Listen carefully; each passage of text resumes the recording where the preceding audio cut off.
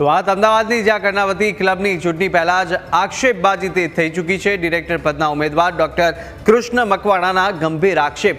કર્ણાવતી ક્લબના વર્તમાન મેનેજમેન્ટ પર આક્ષેપ કરવામાં આવ્યા। કર્ણાવતી ક્લબના વહીવટમાં બેજવાબદારી અને મિસમેનેજમેન્ટ છે, ત્યારે ક્લબમાં વર્ષ 2016 એક જ ગ્રુપનું કંટ્રોલ છે અને ક્લબની અનેક સમસ્યા છે, પણ કોઈ ઉકેલ આવતો નથી।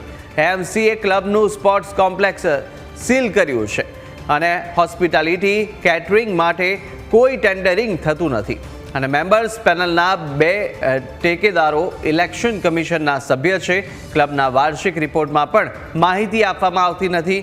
કર્ણાવતી ક્લબ ખાનગી કંપની નથી, તમામ સભ્યો માલિકો છે। મેમ્બર આજે અવાજ નહીં ઉઠાવે તો ભારે નુકસાન થશે તેવું પણ કહ્યું।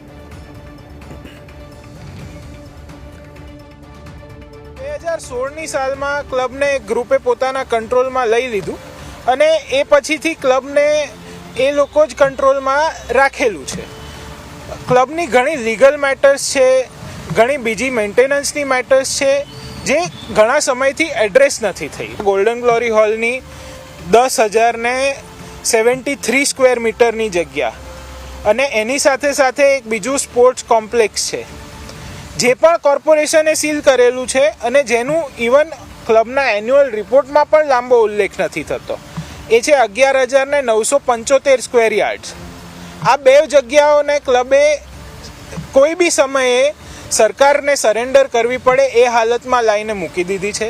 જે તે સમયે સરકાર જોડે એમણે નેગોશિએટ કરીને એગ્રીમેન્ટ કરવું જોઈતું હતું, એ કર્યું નથી અને આ જ લોકો ક્લબનું મિસહેન્ડલિંગ કરે જાય છે। મેમ્બર્સ પાવર પેનલે એક લેટર મોકલ્યો જેમાં પાછળ એ લોકોએ એમના ટેકેદારોના નામ લખેલા છે। હવે ટેકેદારોના નામમાં 2 નામ છે મહત્વના, ભાઈ શ્રી જૈનિક વકીલ અને ભાઈ શ્રી આશીષ અમીન। હવે એ 2 ક્લબના ઓફિશિયલી એપોઇન્ટેડ ઇલેક્શન સ્ક્રુટિનાઇઝર્સ છે। આવી રીતે જો ક્લબનું કામ ચાલે તો આ તો કોર્પોરેટ મેલફિઝન્સ કહેવાય અને કાયદેસર ઇલેક્શનને રદ કરવું પડે અને ફરીથી કરવું પડે। 100થી વધારે લીગલ મેટરો છે, એ બધી ઉજાગર કરવા આરટીઆઈ પણ કરીશું અને જરૂરત પડી એમ મિસગવર્નન્સ માટે એનસીએલટીમાં પણ જઈશું। આ કોઈ પ્રાઇવેટ લિમિટેડ કંપની નથી, આ લિમિટેડ કંપની છે। દરેક મેમ્બર્સ આ સંસ્થાનો માલિક છે। આજે 15,000 મેમ્બર્સ હશે અને ધારો કે 15,000 રૂપિયાનું ક્યાંય ખોટું થશે તો 1 રૂપિયો મારો બી જવાનો છે। આ તો અમે એમના વતી લડત આપી રહ્યા છે।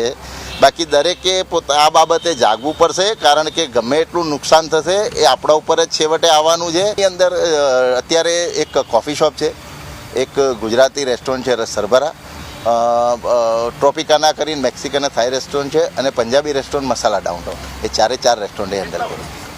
લગભગ હું 2012થી ક્લબમાં મેમ્બર બન્યો ત્યારથી તો હું જોઉં છું। ટેન્ડરિંગ મારા ધ્યાનમાં નથી આવ્યું। છેલ્લા 9 વર્ષમાં હું બી બોર્ડની અંદર હતો, પણ કેટરિંગ રિલેટેડ કોઈ ટેન્ડર થયું નથી।